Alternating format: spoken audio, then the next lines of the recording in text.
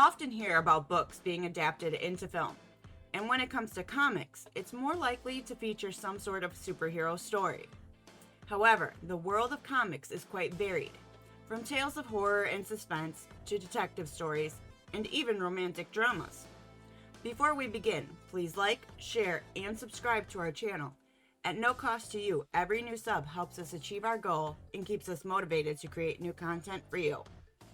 We've also recently launched a new merch store, so be sure to check that out. You can find the link in the description.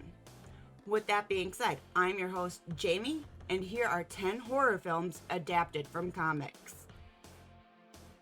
Number 1. Virus.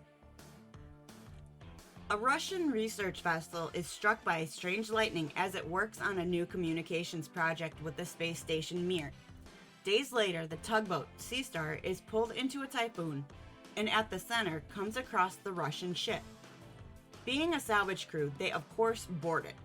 First to see if there are any survivors, and since they don't seem to find any, it's all theirs for the taking. The captain orders his engineer to get the ship back online. And this is of course when the true horror begins, as whatever killed the previous crew becomes active again, and begins assembling itself in a new body in the machine lab. They stumble upon a lone survivor, who explains to them what happened and that the creature needs the ship's power to live. But before they can do anything about it, their own vessel is destroyed when the Volkov drops its anchor right through its deck. Stranded aboard the evil ship, the remaining people must band together to find a new way off, while simultaneously sinking this ship so the evil cannot spread further. Starring the likes of Jamie Lee Curtis, Donald Sutherland, and William Baldwin, it's not the most in-depth horror, nor does it feature the most Shakespearean of dialogues. But it is a fun and entertaining horror romp that boasts some pretty good special effects that still hold up to this day. Number 2. 30 Days of Night. In the small town of Barrow, Alaska, the people are preparing for the long night, a period of winter where the sun doesn't rise for an entire month. However, shortly before they bunker down and most of the townies had left to go visit family and or vacation elsewhere, a stranger shows up, covered in blood, and speaking kind of deranged. This sets in motion a series of horrific events that plague the entire remaining town for the next 30 days, as a group of vampires show up and begin hunting and feasting on them. The remaining survivors, of course, try to band together to try and come up with different plans to rid themselves of the vampire menace. And Evan, the town sheriff, even ends up having to sacrifice himself in order to stop them. Now, they did also make a sequel to this, but I honestly don't remember much about it, other than it not being very good. So watch it at your own risk, but this first installment was pretty well done, even if it does suffer from some major pacing issues about halfway through the film. Number 3. From Hell. Based on the graphic novel by Alan Moore, it follows Frederick Aberline, an opium-addicted but brilliant investigator summoned by Whitechapel Police Department to help investigate and put a stop to the Jack the Ripper murders currently plaguing the city. He becomes quite close with Mary Kelly, one of the prostitutes who is friends with many of the other victims. Through the use of opium, Aberline often has psychic visions that help him connect the dots between clues, and has invented many tools for collecting evidence that aren't yet known by many police forces. His investigation eventually leads him to a cabal of wealthy aristocrats who are part of some ancient Freemason organization. And while he does ultimately discover the killer, the group is too powerful and too rich for him to do anything about it. So they kind of come to a compromise, which leaves the killer lobotomized, and Aberline essentially committed suicide via overdose. The film is pretty well acted and almost feels like a Tim Burton film at points, so I highly recommend checking it out. Number 4. Ichi the Killer. The film follows a psychologically damaged man who gets manipulated into killing rival faction members of feuding Yakuza gangs, all while being hounded by a sadomasochistic enforcer. Directed by Takashi Miike, director of such films as 13 Assassins, Audition, and Gozu. This film features increasingly graphic depictions of violence and cruelty, causing it to be banned in several countries. It starts off simple, with the death of Yakuza boss Anjo, and they frame Ichi for his murder. Kakihara is dispatched to hunt him down, and at first he comes across Suzuki, a member of a rival clan, and begins to torture him for information. However, Suzuki is revealed to be innocent, and so, as penance, Kakihara removes the tip of his tongue as penance. This is not enough for Suzuki, who wants him banished from the Yakuza, and the entire Anjo clan defects with him. At this point, Kakihara is informed that Ichi did the murder, and Suzuki, seeking vengeance on Kakihara, manipulates Ichi into hunting after him. As the film unfolds, plenty of people meet extremely brutal ends, so I don't want to spoil anything further.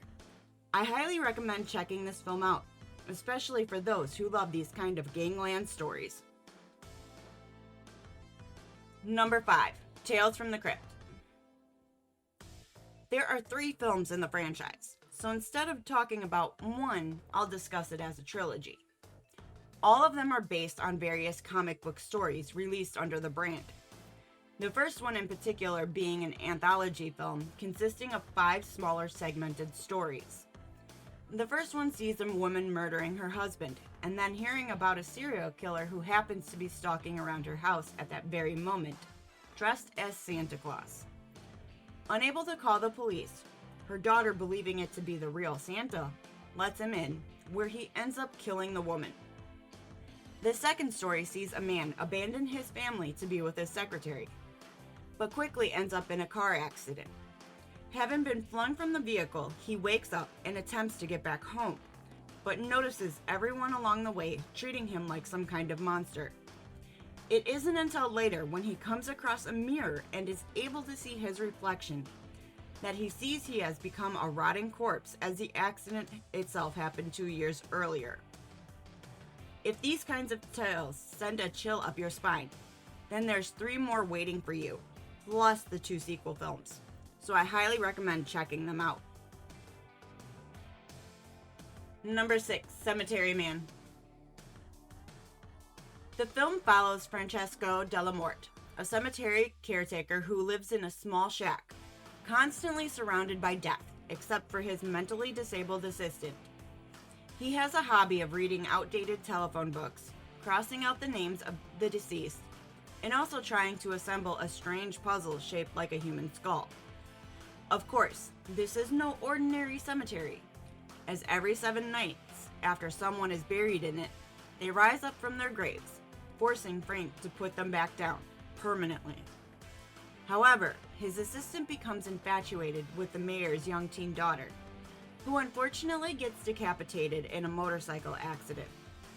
This, of course, doesn't stop the romance from blossoming, as he digs up her head and begins a relationship with it, until it bites him, of course. There are plenty of strange things that happen beyond this point, and I won't spoil them here. But if you're looking for a dark horror comedy about a zombie slayer, then this film is for you. Number 7. The Crow. The film surrounds Eric Draven, a young rock musician who is attacked and left for dead one night while his girlfriend is raped and badly wounded. On the way to the hospital, the girlfriend unfortunately dies, and the couple is buried together, leaving behind a young girl named Sarah, who they used to look after. A year later, Sarah visits their graves, and a curious crow lands on Eric's gravestone, tapping it and then resurrecting him. He regains his memory and also realizes he has a super healing factor. Guided by the crow that brought him back to life, he hunts down the people responsible to avenge his and Shelley's murder. The original comic book, written by James O'Barr, was done with the intention of helping him deal with the sudden death of his fiancée after a drunk driving accident. So there's a kind of sad yet cathartic aspect to the entire film. Of course, there's also a real-life tragedy attached to the film itself, as it was Brandon Lee's final performance. dying from a prop gun misfiring on set. They made a few more sequels to continue the story, and a remake is currently in the works.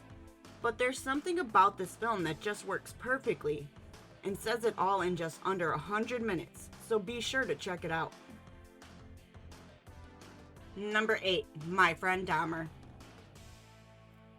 While the titular character, Jeffrey Dahmer, was in fact a real-life serial killer, the film is from the perspective of cartoonist John Bacter, who created a comic book based on his friendship with Dahmer during high school in the 1970s.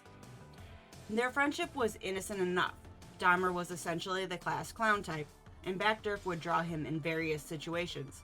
And later on, they would even encourage him to do pranks, being dubbed the Dahmer Fan Club. However, toward 1978, Dahmer became increasingly disturbed, talking about having sex with corpses, hurting animals, and even stalking people. Then one day, his mother packs up and leaves for Wisconsin, leaving him with his father Lionel. This is the breaking point for Dahmer, who becomes very detached from everyone. At the end, Bacter and Dahmer have graduated high school, and Bacter tells him he'll be leaving for college soon.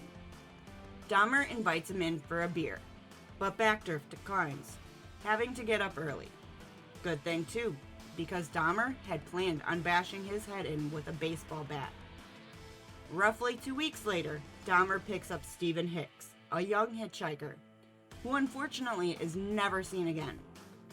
There are tons of films about this man, that's for sure, but not many focus on who he was before he became the notorious killer, and definitely none done by anyone who actually knew him.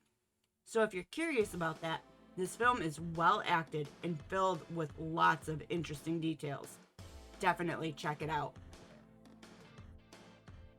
Number 9, Hellboy. Created for San Diego Comic-Con Comics, before eventually getting his own self-titled run, the series follows Hellboy, otherwise known as Angu An Rama, who was born in 1574 to a human woman on her deathbed.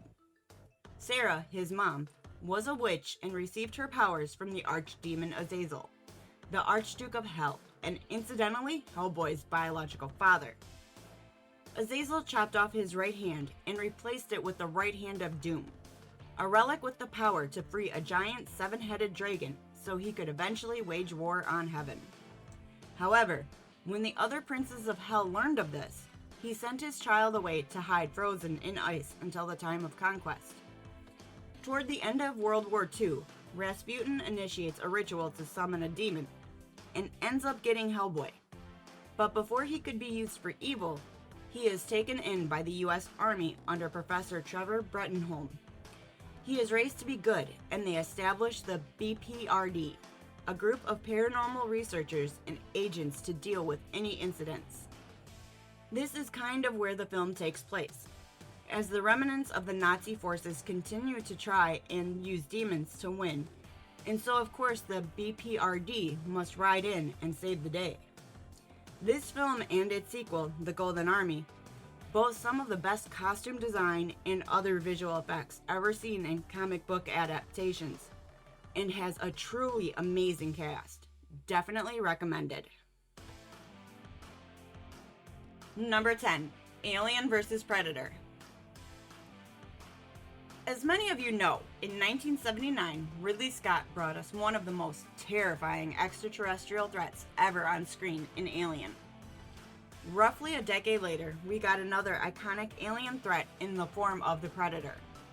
It didn't take long for fans of both to eventually ponder what it would be like if these two met in battle against one another.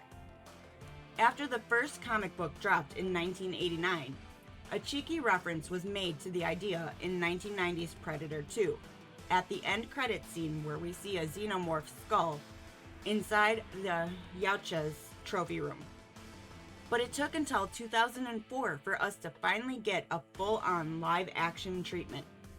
And while it wasn't everything we hoped for, it was at least fun to watch. The film takes bits and pieces from various Alien and Predator novels and comics, and kind of makes a generic plot of people going on an adventure to find an ancient temple where it's revealed that the Yautja have been coming to Earth for millennia to hunt us and other things they brought with them. Of course, as soon as the human characters enter the temple, they set off the traps, which cause the xenomorphs to be hatched, and all hell breaks loose. Featuring some pretty nifty kills and some awkward but laugh-out-loud moments, it's definitely entertaining. The sequel, AVP Requiem, is much darker, and not just in tone sense, as it is very hard to see anything in that film much of the runtime. So I want to like it more, but they each have their significant issues. However, don't let that stop you from checking these out. Thanks for checking out the video. What's your favorite comic book adaptation? Let us know in the comments. If you enjoyed the video, please like, share, and subscribe to our channel. Don't forget to tap that bell icon to stay up to date with our latest releases. You can reach out to us on Twitter or X at StudiosFat, or chat with us on Discord, linked in the description.